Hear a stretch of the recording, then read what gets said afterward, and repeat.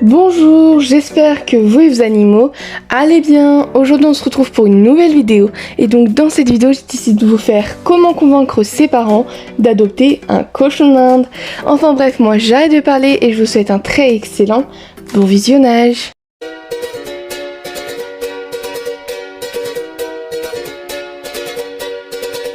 Avant que je vous donne des astuces et des conseils de comment convaincre ses parents, il faut d'abord se poser des questions avant d'en adopter.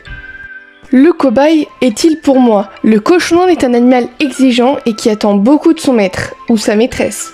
Si tu n'es pas disposé à t'en occuper correctement de la place, le temps, l'argent, etc., il vaut mieux oublier cette idée. Qui va payer? Hors de question de faire des économies si tu veux héberger un cochon d'Inde dans de bonnes conditions et le maintenir en bonne santé. Es-tu certain que tu pourras tout payer avec ton argent de poche ou que tes parents seront d'accord pour payer? Si ton cochon d'Inde est malade, cela peut coûter beaucoup d'argent aux frais vétérinaires. J'en ai moi-même fait l'expérience. Cela peut aller jusqu'à plusieurs centaines d'euros. Les légumes frais aussi, à donner tous les jours, coûtent cher également, tout comme la litière changée plusieurs fois par semaine. Qui va s'en occuper et nettoyer la cage? C'est une question qui paraît idiote comme ça, mais il faut pourtant se la poser. Beaucoup de jeunes prennent des animaux mais les délaissent au bout de quelques temps. Et ce sont alors les parents qui sont obligés de prendre le relais. Et c'est aussi cela que pensent les parents quand ils hésitent à dire oui. Ils n'ont pas envie d'avoir à s'occuper d'un animal alors que leur enfant avait promis de le faire. Auras-tu vraiment envie de nettoyer la cage et changer la litière plusieurs fois par semaine?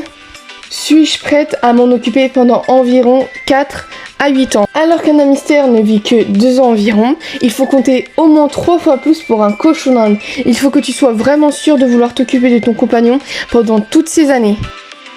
Serais-je assez disponible pour mon cochon d'Inde? Si tu vas à l'école toute la journée, ton cochon d'Inde risque de beaucoup s'ennuyer. N'oublie pas que c'est un animal social et donc grégaire qui doit vivre en groupe. Donc il faut absolument qu'il vive en compagnie d'un congénère. Sinon, il risque de dépérir.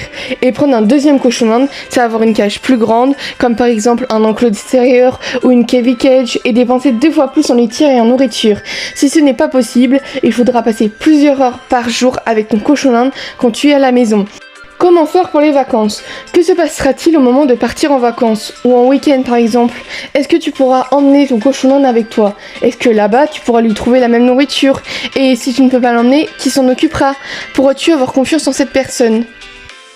Maintenant que toutes ces questions ont été mises au clair, je vais donner des phrases, des conseils, des astuces pour qu'il y ait plus de chances que tes parents te disent oui. Je serai patient et j'accepterai votre décision.